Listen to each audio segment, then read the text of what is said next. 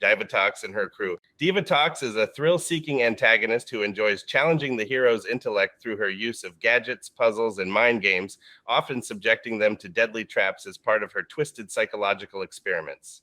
Her manipulative tactics aim to make the Rangers question their own moral compass and character.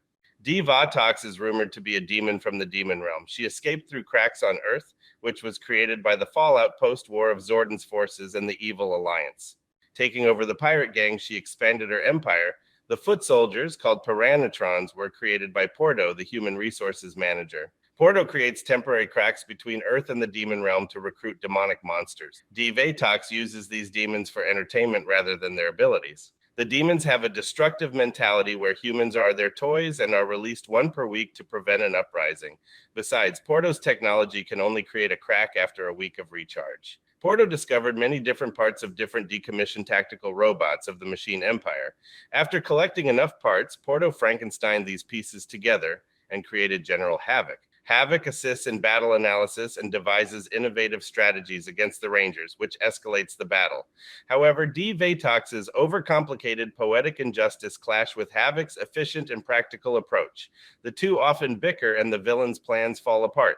Rygog is D-Va-Tox's bodyguard. He is addicted to robotic implants, and with his excessive battle robotic surgery, it hinders his mobility. He relies on laser eye beams for his primary attack and serves as the voice of reason to his boss's impractical schemes, often siding with Havoc.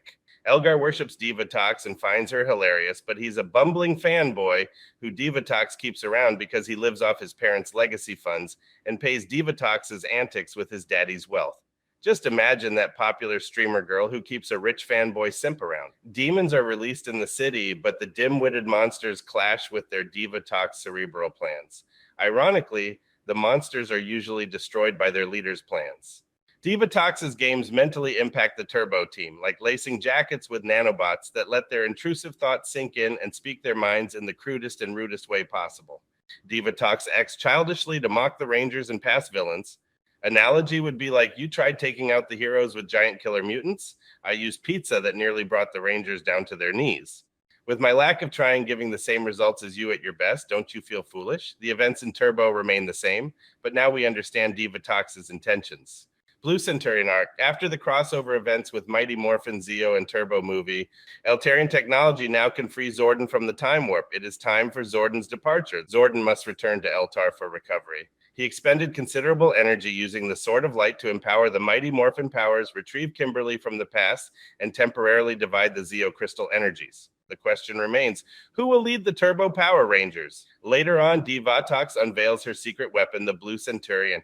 Crash landing on Earth, Porto hacked the Blue Centurion's mainframe, which revealed his mission from the Space Patrol headquarters, SPHQ, in 2205. He was sent to warn Zordon about the Alliance of Evil and prevent their galaxy takeover.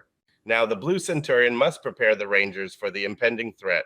D-Va-Tox, irritated by the future's interference, decides to meddle with Zordon and the Rangers once more, sending her Piranatrons to attack them. Telling Proto to turn the future robot back online, she files a report on the Rangers to the officer saying her properties are being damaged and the Rangers are a bunch of hooligans for messing with her innocent shopping bots. Reason why Proto cannot directly reprogram Blue Centurion due to its anti-malware is encrypted by Space Patrol. The Blue Centurion tries to arrest the Rangers and the two sides engage in battle.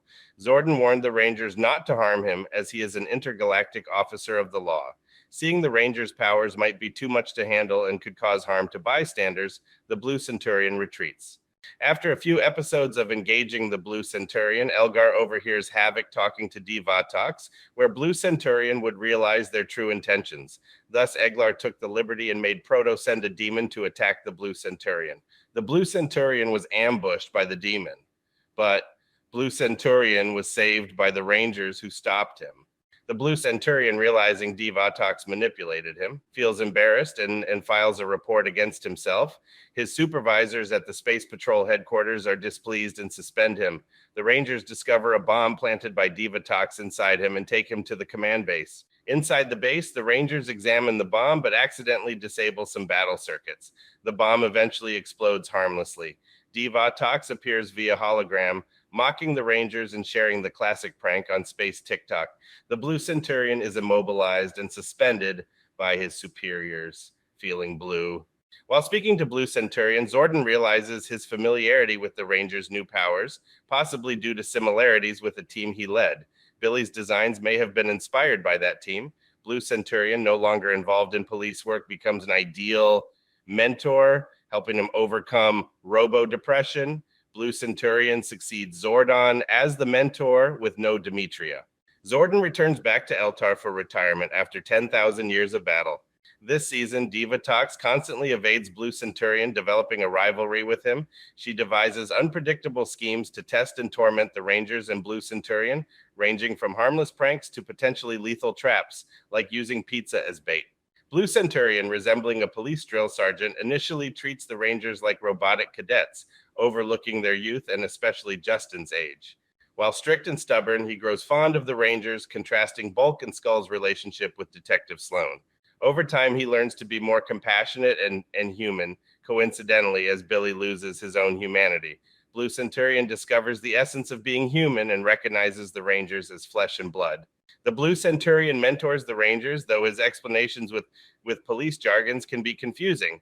As the ex-cop robot can't take care of himself, Justin maintains him. Due to damage from a bomb, his voice modulator only asks questions. The Rangers adapt until his modulator's fixed later down the season. He's still learning as a mentor. Zordon believes mentoring Rangers will improve him and his rapport, aiding his return to the police force. The joke is Centurion forgetting the Rangers' need for rest. He writes citations on cars during free time, criticizing their quality, fuel efficiency, lack of safety features, and aesthetics. Our new mentor trains the Rangers in turbo powers with efficient choreography. He has a picture and logo of the previous team he had looked after. The Blue Centurion's old team uses the same suits as Kusoku Sentai Turbo Ranger. Blue Centurion feels connected to the Rangers due to past experiences and guilt over their previous encounter with D-Va-Tox. He feels obligated to assist the Power Rangers Turbo season run-through.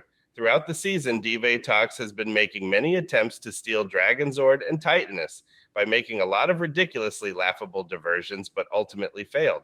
The rest of the season continues with D-Va-Tox seen in a more menacing light. She is a trickster who thinks inflicting pain and suffering on others is just the highest form of entertainment. One fateful episode, she managed to capture the weakened Dragonzord, draining its chaos energy to power up her goons.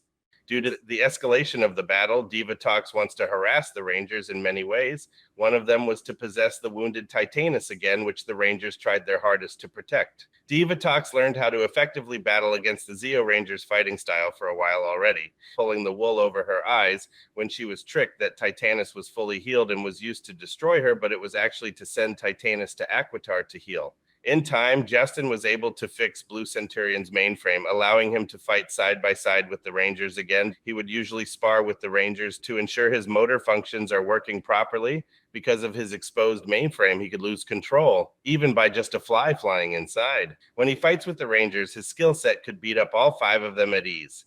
There was an episode dedicated to the Blue Centurion training the Rangers to use out-of-the-box tactics to defeat him. There is an interesting dynamic between Alpha and Blue Centurion. The two often butt heads, but there is mutual respect for each other. Alpha thinks more emotionally, while Blue Centurion thinks more logically.